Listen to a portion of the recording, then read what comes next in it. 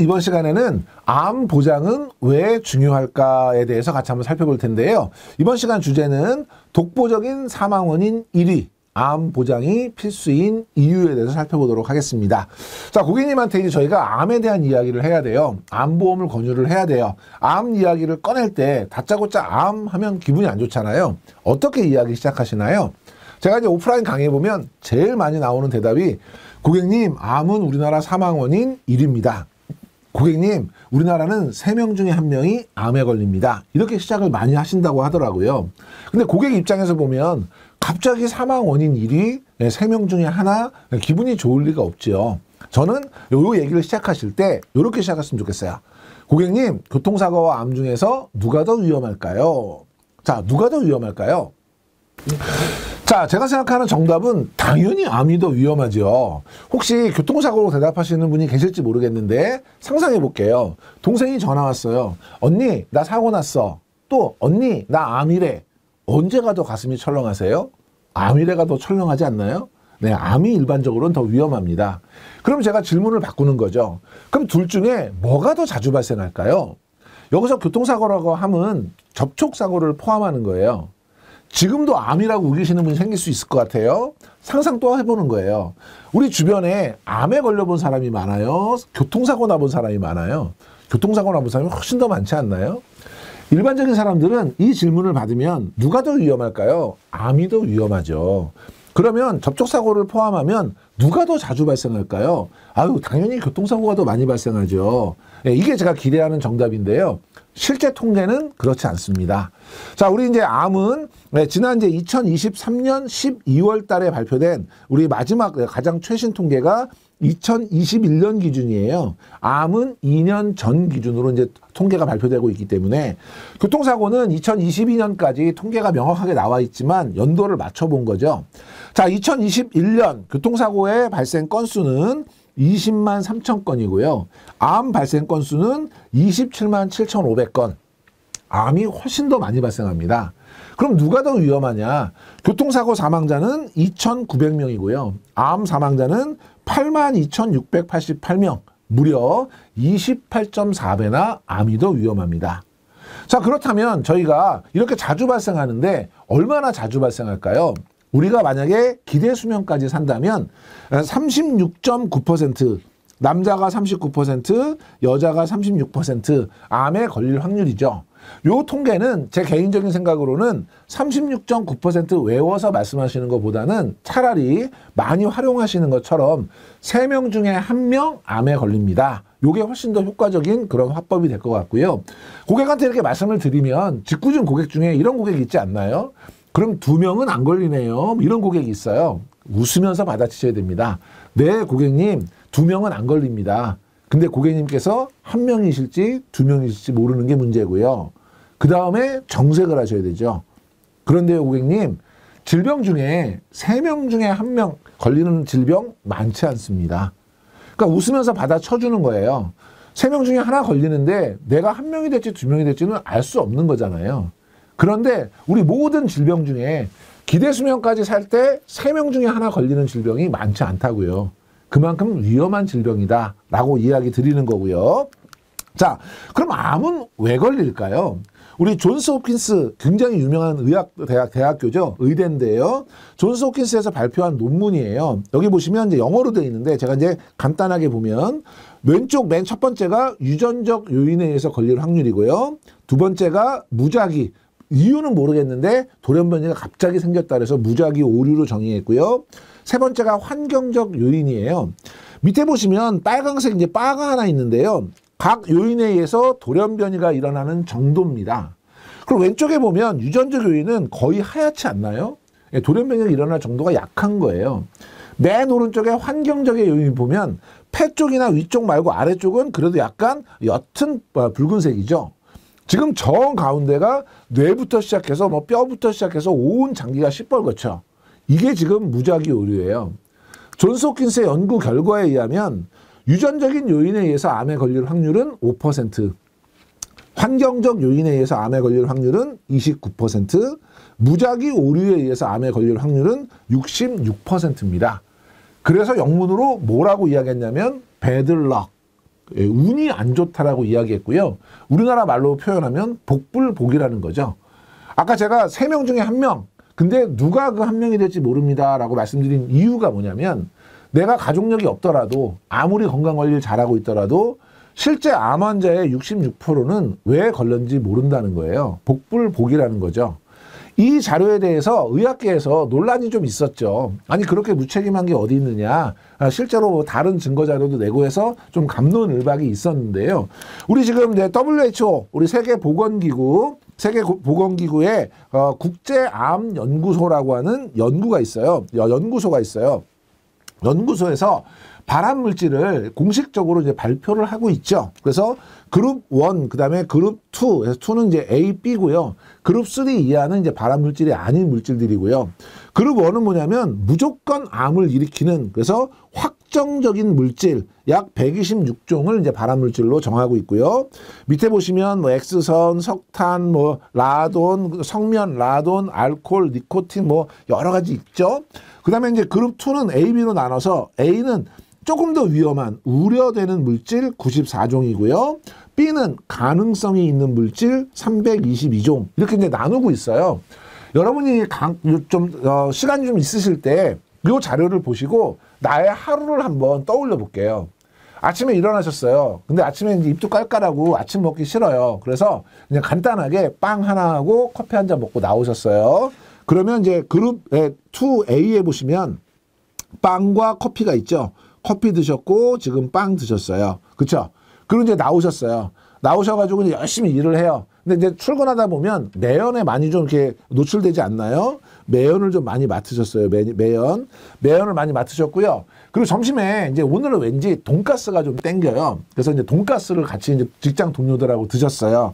돈가스는 튀긴 음식이고요. 얘는 이제 붉은 육류예요. 돼지고기죠? 네, 붉은 육류예요. 돈가스 드시고 나오시면 우리 또 점심도 먹었는데 디저트를 뭘 좀 먹어야 되지 않을까요? 커피숍 요즘 많이 가시잖아요. 커피숍에 가서 맛있는 카라멜 마끼아또를 한 잔 드셨어요. 그러면 커피 또 드셨고요. 그 다음에 카라멜 마끼아또 또 드셨어요. 그죠? 그리고 이제 저녁에 일이 갑자기 막 많아져가지고 야근을 하셨어요. 야근했는데 옆에 동료들이 같이 남아가지고 야 오늘 야근하느라고 밥도 못 먹었는데 삼겹살에 소주 한잔 할까? 직장인들이 제일 반가운 소리잖아요. 소주 드셨어요. 그래서 삼겹살 드시거나 소고기 드시거나 어쨌든 육류 드셨고요. 거기에 이제 알코올 드셨죠. 거기다 만약에 담배 피시면 담배도 한 대 피셨어요. 그러고 나서 얘가 숯불구이로 구웠으면 불로 인한 끓음에 우리가 이제 또 노출이 됐겠네요. 그쵸? 근데 삼겹살 구울 때 아주머니가 서비스로 소세지 주셨어요. 소세지 구우면 맛있잖아요. 소세지 구웠어요. 소세지 굽고 그때 연기가 막 나가지고 고기 굽는 연기를 마셨어요. 예, 그리고 나서 삼겹살에는 또 김치 구워야 되지 않을까요? 김치 이런 이제 절인 채소 같은 거 우리가 먹었고요. 그 다음에 끝에 나올 때 야 우리 딱 입가심으로 우리 딱 한 잔만 더 할까? 그래서 요즘에 유행하는 뭐 치맥 또는 뭐 소맥 맥주 한잔 하러 가셨어요. 맥주 한잔 하러 가시면 알코올 또 드셨고요. 네, 우리 배도 부르니까 간단하게 감자튀김에 먹자. 그럼 감자튀김 또 드셨어요. 자, 이런 식으로 우리 하루를 이렇게 체크하다 보면 우리는 발암물질 속에 살고 있어요. 그렇기 때문에 암에 걸리시는 분들이 주변에 굉장히 많이 늘어나고 있죠. 실제로 우리는 이렇게 무작위 오류에 의해서 암에 걸리지만 3명 중에 1명 걸리고요. 그게 누가 될지는 아무도 알 수 없고요. 우리 모두 다 발암물질 안에서 생활하고 있다. 그 결과가 뭐냐? 우리는 남자, 여자 구별하지 않고 사망 원인 1위가 암입니다. 자, 그냥 1위가 중요한 게 아니고요. 2위와 비교해 볼게요. 2위의 심은 심혈관 질환이 아니고요. 심장 질환이거든요. 그것도 여러분 챙겨두시고, 남자 같은 경우는 심장 질환이 8.5%인데 암이 26.1%니까 약 3배 정도 됩니다. 여자 같은 경우에는 심장이 9.6인데 암이 18.2니까 약 2배 정도 돼요. 그래서 앞으로 여러분이 고객님한테 암은 사망 원인 1위입니다 라고 말씀하실 때 그렇게 얘기하시면 안 되고 앞에 형용사를 하나 붙여주셔야 돼요. 뭐냐면 압도적인 1위입니다. 2위와 2배, 3배 차이 나는 압도적인 1위고요. 뿐만 아니라 우리는 전 연령에서 1위입니다. 지금 우리 연령별로 각각의 사망 원인 표시를 해드린 건데 안타깝게도 우리 10대, 20대, 30대는 1위가 자살, 고의적 자해죠. 그런데 나머지 지금 1세가 됐든 80세 이상이 됐든 그 10대, 20대, 30대의 자살을 제외한 전 연령에서 사망 원인 1위는 암입니다. 그렇기 때문에 우리는 제일 중요한 게 사망 원인 1위, 암은 무조건 연령과 성별과 상관없이 반드시 준비해야 되는 보장이고요. 만약에 우리가 특약을 고른다고 하면 연령이나 성별과 상관없이 가장 먼저 필수 특약으로 넣어야 될 게 암 진단 특약입니다.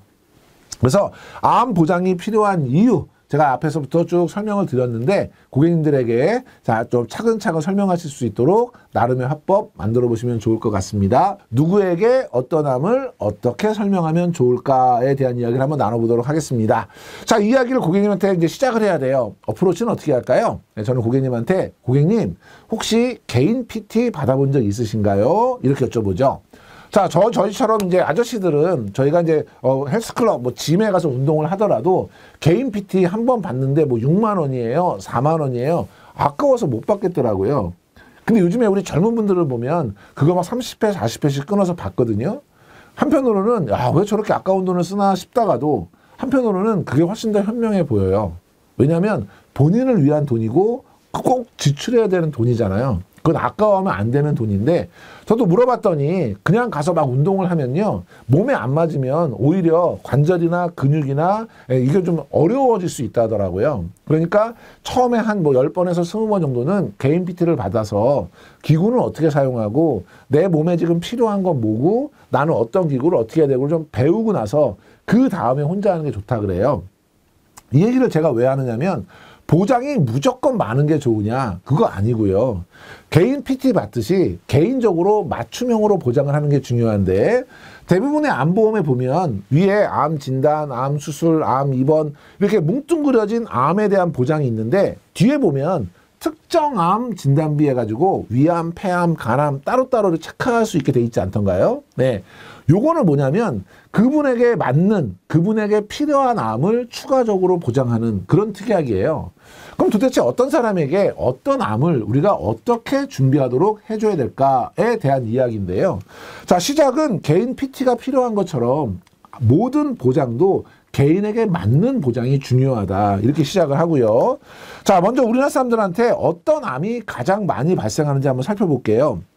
우리나라에서 지금 제일 많이 발생하고 있는 암은 갑상선 암이고요. 그 다음에 대장, 폐, 위, 유방, 전립선 순서예요. 뭐 이걸 전부 다 외우실 필요는 없겠지만 지금 이제 2020년과 2021년을 비교하면 폐암이 수년 동안 2위의 자리를 차지했었는데 이번에 3위로 떨어졌고요.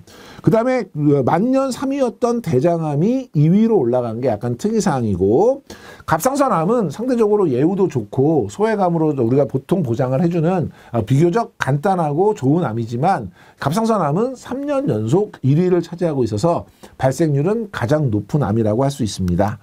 자, 두 번째, 우리나라 사람은 어떤 암으로 많이 사망할까요? 자, 가장 많이 사망하고 있는 암은 폐암이고요. 그 다음에 간암, 대장암, 췌장암, 위암, 유방암 순서입니다. 그래서 이것도 역시 뭐 저희가 뭐 설명하거나 외우거나 할 건 아니고 아, 이런 순서로 사망하고 있구나.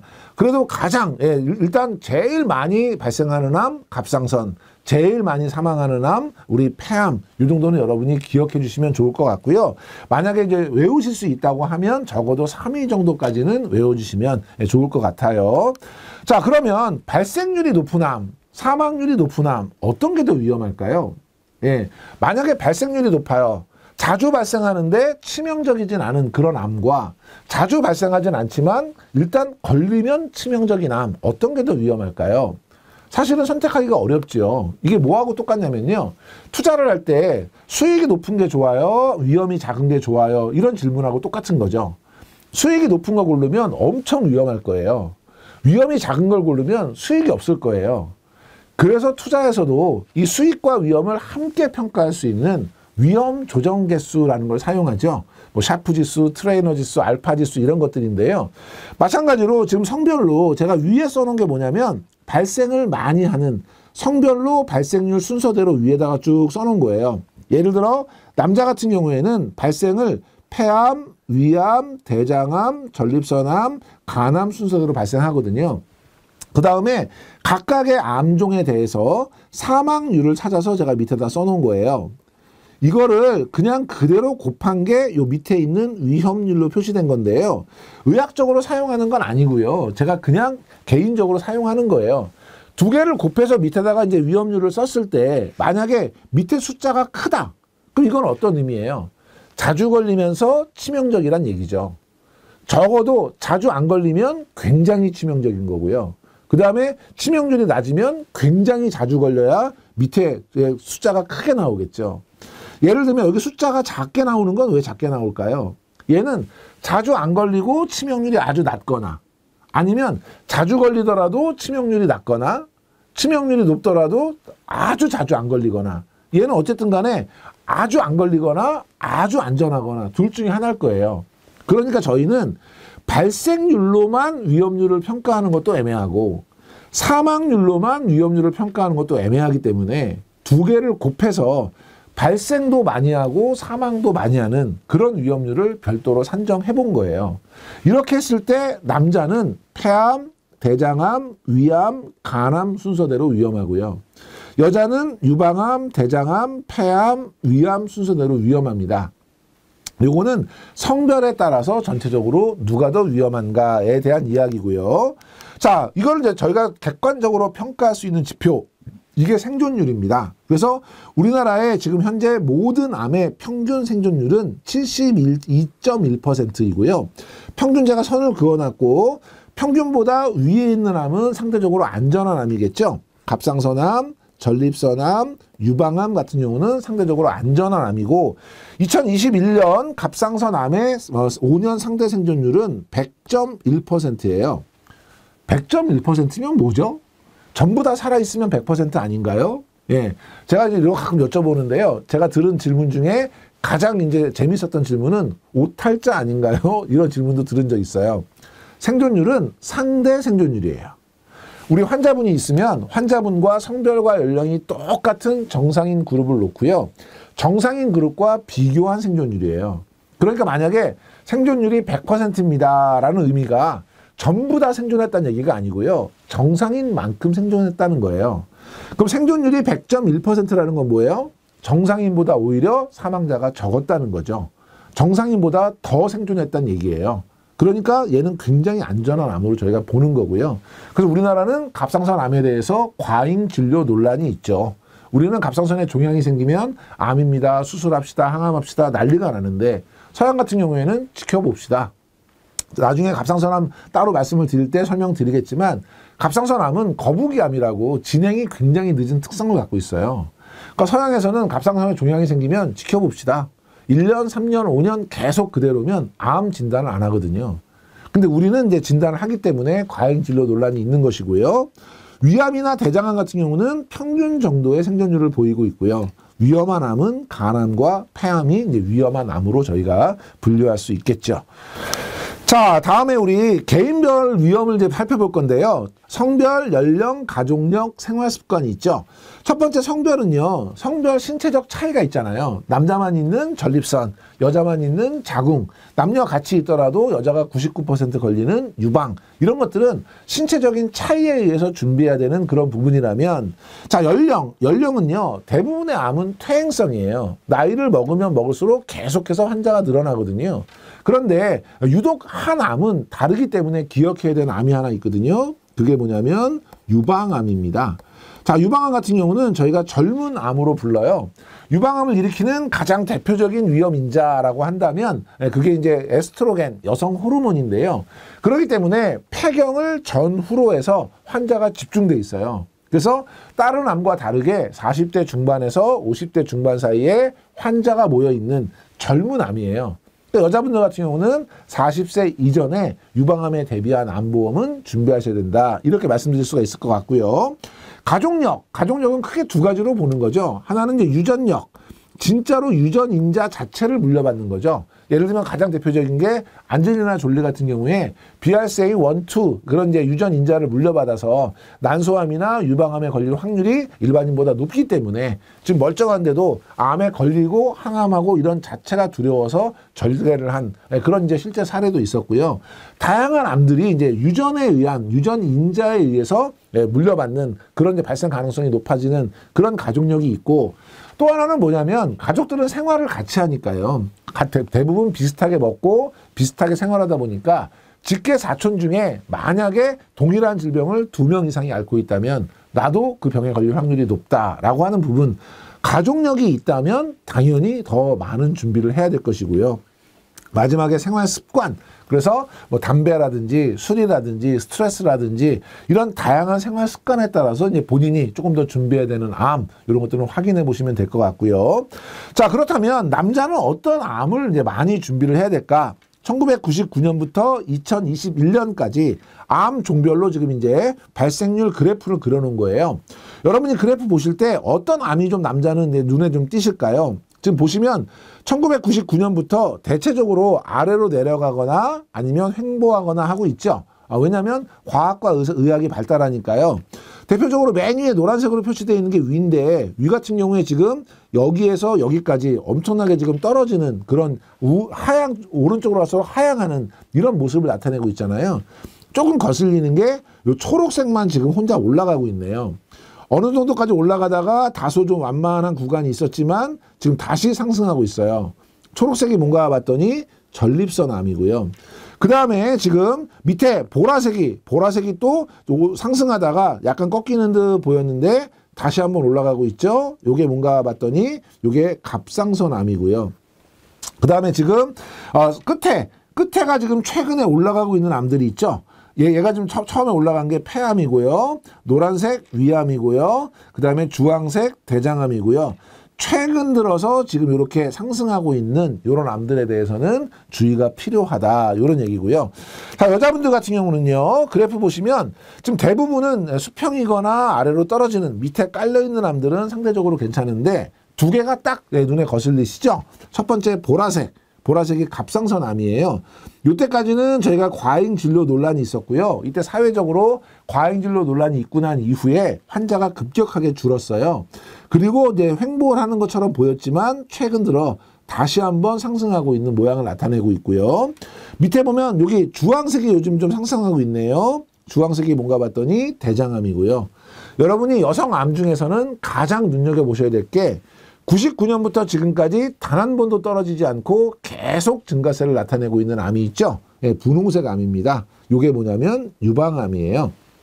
그래서 어떤 분에게 어떤 암을 어떻게 설명할 것이냐, 주요 암에 대한 설명은 제가 이제 뒤에 같이 한번 살펴볼 텐데, 일단 어떤 분에게 어떤 암을 설명할 거냐에 대해서는 뭐 연령이라든지 성별이라든지 가족력이라든지 이런 것들을 확인해서 고려하시고 그분에게 맞는 것은 특별하게 더 준비하실 수 있도록, 그러기 위해서는 그 암종별에 대한 설명이 필요할 텐데 깊게 들어가실 것까지는 없더라도 기본적으로 꼭 알아야 될 것 정도는 여러분이 화법으로 만들어 놓으시면 도움이 될 것 같습니다. 주요 6대 암에 대해서는 제가 같이 한번 살펴봐 드릴 거고요. 암에 걸려도 진료비의 5%만 내면 된다고요? 뭐 이런 주제인데요. 저희가 이제 암에 대해서 고객들한테 보장을 이제 말씀을 드리게 되면 고객님들이 가장 많이 하는 그런 어떤 뭐 질문이랄까 거절이랄까 이런 것들이 이제 크게 3가지 정도가 있을 것 같아요. 그래서 그 3가지에 대해서 한번 같이 살펴볼 건데요. 자, 어프로치는 뭐냐면, 고객님 혹시 오해를 푸는 방법 있으신가요? 이렇게 저는 시작을 하면 어떨까 싶어요. 이유가 뭐냐면 오해를 푸는 방법이 이제 여러 가지가 있죠. 뭐 시간 지나서 좀 마음 풀릴 때까지 내버려 두는 방법도 있고, 막 부딪혀 싸우더라도 부딪혀서 해결하는 방법이 있고, 제가 볼 때는 이제 오해를 푸는 제일 좋은 방법은 그분이 오해라는 게 잘못 이해하고 있는 거잖아요. 그 잘못된 부분을 조곤조곤 설명하는 방법이 가장 좋은 방법이 아닐까 싶어서 고객들이 하고 계신 오해에 대해서 좀 설명을 드리는 기회를 좀 가져보자, 이런 의미에서 어프로치 화법을 이렇게 정했습니다. 자, 암에 대한 첫 번째 오해인데요. 요즘은 암에 걸려도 건강보험이 잘 되어 있어서 진료비 5%만 내면 되기 때문에 치료비가 많이 안 든다고 하더라고요. 그렇다면 굳이 암보험을 가입할 필요가 있을까요? 이런 분이에요. 그러니까 이야기를 주변에서 들으신 거죠. 우리 컨설턴트님들은 어떠실지 모르겠는데 요즘에 진짜 주변에 암 걸리신 분들이 굉장히 많이 늘어나고 있죠. 굉장히 많지 않던가요? 자, 이분들이 자신들의 경험들을 이렇게 이야기 서로 나누다 보면 암에 걸려도 우리나라는 건강보험이 잘 돼 있어서 5%만 내면 돼. 생각보다 그렇게 막 비용 많이 안 들던데 이렇게 이야기하시는 경우에요. 이분들은 그래서 그거에 대한 믿음을 갖고 계시기 때문에 굳이 내가 암보험을 별도로 준비할 필요가 있을까? 이런 의구심을 갖고 계신 거죠. 자, 이분들이 이야기하는 이 5%라고 하는 거 일반인들은 중증 질환 산정 특례 뭐 알고 계시다면 대부분은 잘 모르시지만 알고 계시다면 그 정도 이름으로 알고 계실 것 같은데요. 실제 이 제도의 이름은 본인 일부 부담금 산정 특례 제도라고 합니다. 적용 시기는 확진일로부터 30일 이내에 등록을 했다면 그 확진일 기준으로 적용이 되고요. 30일 경과 이후에 등록을 했다면 신청일 기준으로 적용이 돼요. 그러니까 30일 지나서 만약에 신청을 하게 되면 30일 그 안쪽에 내가 들어갔던 비용들에 대해서는 혜택을 못 받는다는 이야기가 되겠고요. 적용 범위가 뭐냐? 산정특례 등록 질환이나 그 질환과 의학적인 인과관계가 명확한 합병증, 그 다음에 산정특례 적용 질환이 다른 곳으로 전이가 되거나 재발하는 경우에도 적용 가능하고 그 이외에 다른 산정특례 질병 이게 발생할 경우에도 중복으로 적용이 된다 이런 얘기인데요. 제가 이제 이거 오프라인에서 강의를 하다 보면 많은 컨설턴트님들이 정말 일반적이지 않은 정말 특이한 케이스 막 얘기하시면서 이것도 되나요? 이런 경우도 되나요? 뭐 이런 얘기 하시는 경우가 있어요. 예를 들면 암에 걸렸는데 위암인데 갑자기 췌장암으로 전이가 됐어요. 다시 얘가 뭐 간암으로 전이가 됐어요. 이거 다 되나요? 또는 제가 이제 위암인데 뇌졸중이 같이 왔어요. 그러면 둘 다 해당되는 질병이니까 둘 다 되나요? 뭐 여러 가지 케이스를 이제 말씀을 하실 텐데 결론적으로 말씀을 드리면 뭐든지 다 됩니다.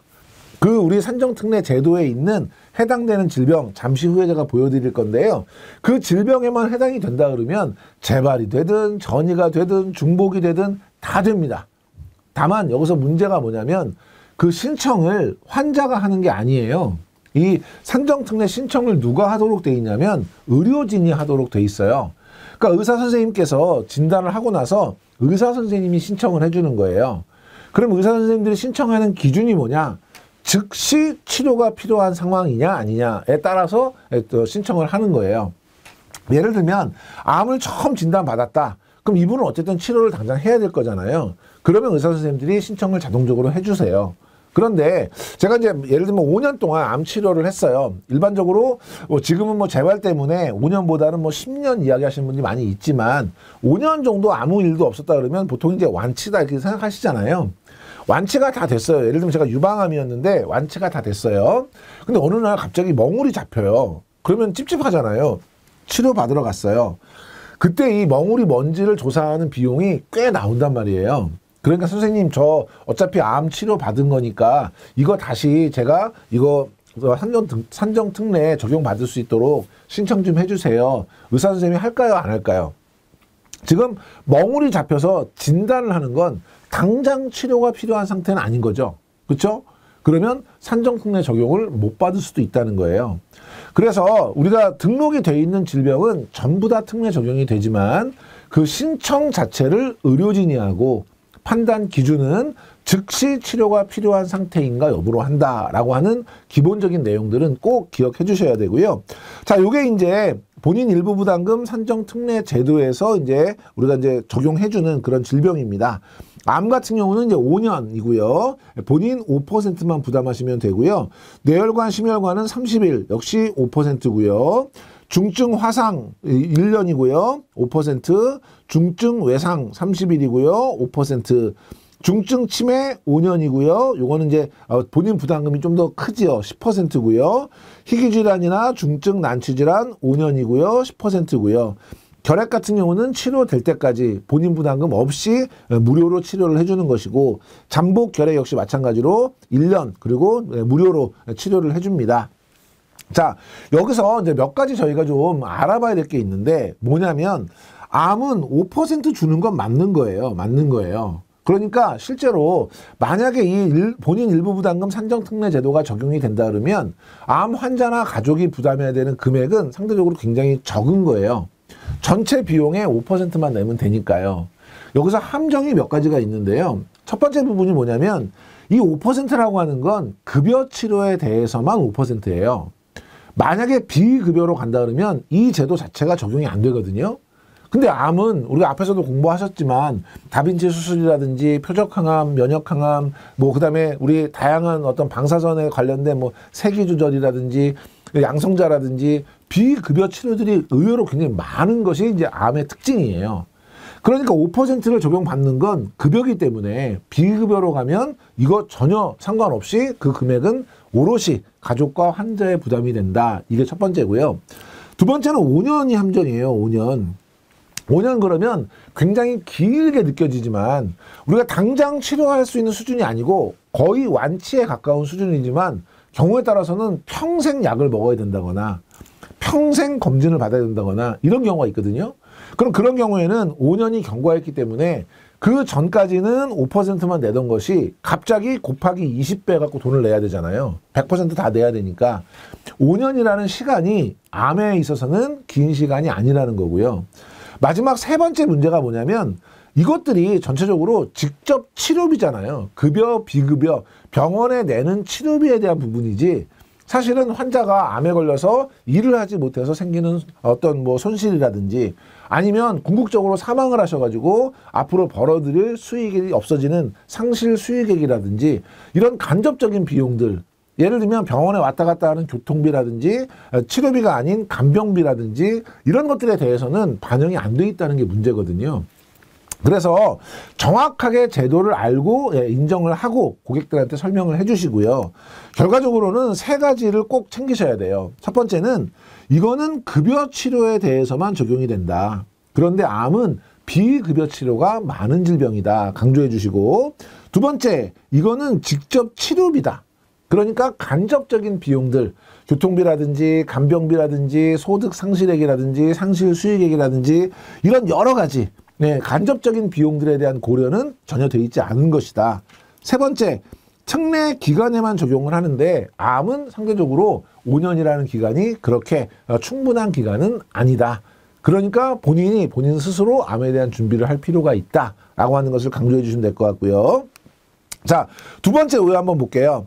암보험 상담을 하면 무조건 보장 금액을 크게 하라고 권유하시는 분들이 많으신데 솔직히 암을 치료할 수 있는 치료비 정도만 가입해도 충분한 거 아닌가요? 이렇게 이야기하시는 분들이 있을 거예요. 특히나 이제 뭐 젊은 분들 같은 경우는 오케이, 암보험 내가 가입할게요. 근데 치료비 말고 진단금을 왜 내가 이렇게 많이 가입해야 돼요? 이런 분들이 의외로 많이 계시거든요. 자, 이런 분들한테는 암에 대한 통계는 굉장히 많은데요. 암 치료비에 대한 통계는 굉장히 드뭅니다. 왜냐하면 환자에 따라 증상에 따라 병원에 따라 쓰는 약제에 따라 치료 비용이 다 다르잖아요. 이걸 통계를 내기가 어려운데 마침 우리나라 그 국립암센터에 김진희 연구원이라고 하는 의사 선생님께서 본인 환자를 대상으로 해서 논문 쓰신 게 하나 있어요. 그 논문이 굉장히 오래된 거예요. 이 논문이 언제 나온 논문이냐면 2005년을 기준으로 해서 이제 2008년에 발표된 논문이거든요. 그렇기 때문에 굉장히 오래된 논문이긴 하지만 그 이후로는 별도의 통계나 논문이 없어서 이게 이제 가장 많이 인용이 되는 부분입니다. 각각의 암종별로요. 직접 의료비라고 하면 얘는 급여, 비급여, 실제 병원에 내는 치료비고요. 직접 비의료비, 이거는 병원에 치료를 받기 위해서 들어가는 돈. 예를 들면 왔다 갔다 교통비라든지 간병비라든지 뭐 이런 것들이 될 거고요. 이걸 합친 비용을 우리가 직접 비용이라고 하고 간접 비용. 첫 번째 이환 손실이라는 게 뭐냐면 환자가 암에 걸렸기 때문에 일을 못하니까 환자가 일을 하지 못해서 없어지는 손실, 소득 손실이죠. 요걸 이제 이환 손실이라고 하고 만약에 사망을 하시게 되면 일정 나이까지 벌 수 있는 돈을 못 벌잖아요. 그러니까 상실 수익액 부분을 사망 손실이라고 보고 보호자의 시간 비용을 더한 것, 요 세 가지를 더한 걸 간접 비용으로 봅니다. 그러면 암 중에 비용이 상대적으로 매우 비싼 암으로 알려져 있는 백혈병의 경우에도 직접 치료비가 32%고요. 간접 치료비가 67%예요. 밑에 보시면 간암, 췌장암 이런 것들은 직접 의료비가 10%대예요. 오히려 뒤쪽에 간접 의료비가 훨씬 많거든요. 아까 우리 고객님이 이야기하신 치료비 정도만 가입해도 충분한 것 아닌가요? 여기에서 치료비는 직접 비용도 아니고 직접 의료비만 얘기하는 거거든요. 그리고 실제로는 암에 걸리게 되면 병원에 들어가는 것 이외의 비용이 훨씬 더 많은데 그 부분은 암보험의 치료비 이외에는 담보할 때가 진단금밖에 없는 거죠. 진단금은 암에 걸리자마자 내가 받는 돈이기 때문에 용도와 상관없이 내가 쓸 수 있어서 다양한 손실들을 메꾸는 데 활용되지만 치료비는 그렇지 못하다. 그 얘기예요. 자, 실제로 보시면 왼쪽에 회색으로 되어 있는 것들이 이제 평균 비용이고요. 그 다음에 파란색으로 되어 있는 게 지급보험금이에요. 상대적으로 초기에 발견돼서 치료 비용이 많이 들어가지 않는 유방암 같은 경우에는 충분한 보장이 되고 있다는 거죠. 치료비보다 보장 금액이 크니까요. 그런데 상대적으로 치명률이 높은 간암이라든지 췌장암이라든지 폐암이라든지 이런 것들은 실제 치료비의 3분의 1 수준도 안 되는 그런 준비예요. 이걸 메꿔줄 수 있는 게 뭐냐면 진단금이다. 그 얘기고요. 자, 관련해서 이제 세 가지 이야기 드릴 수 있을 것 같은데 첫 번째, 암의 직접 비용보다는 간접 비용에 대한 경제적인 부담이 훨씬 더 크다. 두 번째, 암종에 따라서 치료비가 크게 달라진다. 그렇기 때문에 내가 준비해야 되는 금액, 메꿀 수 있는 방법은 진단금밖에 없다. 이 얘기고 암의 치료비 이외에 고려해야 될 다양한 비용들이 있다. 예를 들면 재발이나 전이 같은 걸 막기 위한 검진, 재활, 요양 이런 것들이 이제 필요하고 경우에 따라서는 고액 치료도 이제 어쩔 수 없이 해야 되는 경우가 있을 텐데 그거는 우리가 흔하게 준비하는 치료비만으로는 부족할 수 있다. 이 얘기고요. 자, 마지막 세 번째는 저는 실손보험 가입하고 있어요. 그럼 암에 걸려도 대부분의 병원비는 실손보험에서 보장받을 수 있는 거 아닌가요? 근데 암보험을 왜 또 추가로 들어야 되죠? 이런 분들이에요.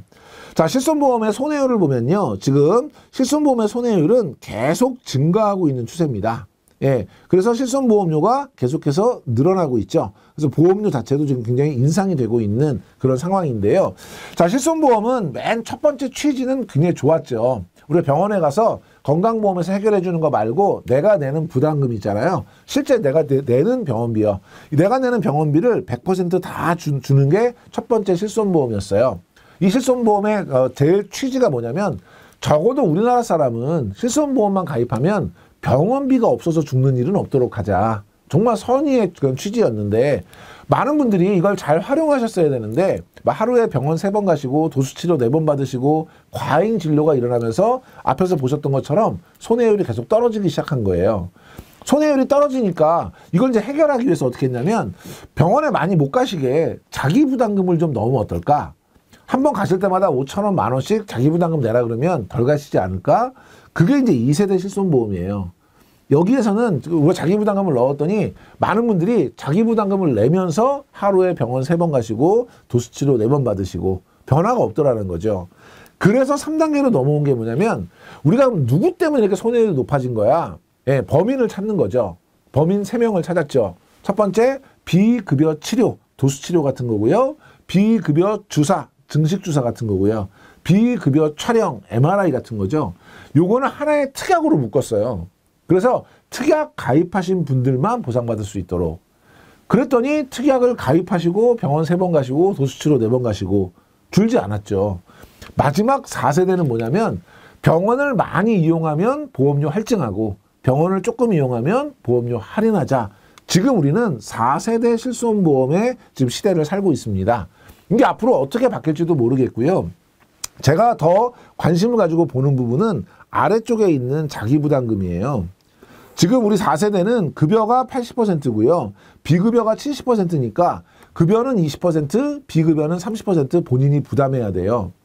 앞에서 우리 표적항암제 배우셨지만 폐암의 표적항암제 타그리소 한 알에 21만 1,000원이에요. 20만 원 잡으면 한 달 먹는데 600만 원 정도 듭니다.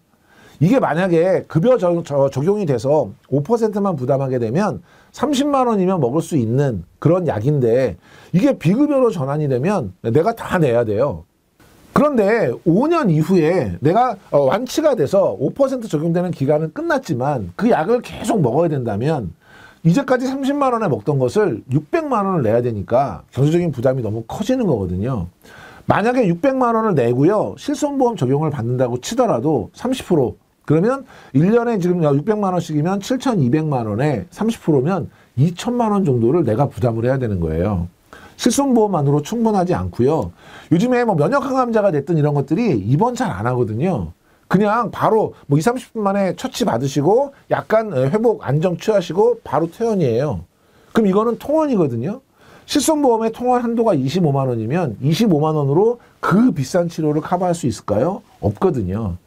그래서 실손보험으로 충분하다 하시는 분한테는 세 가지.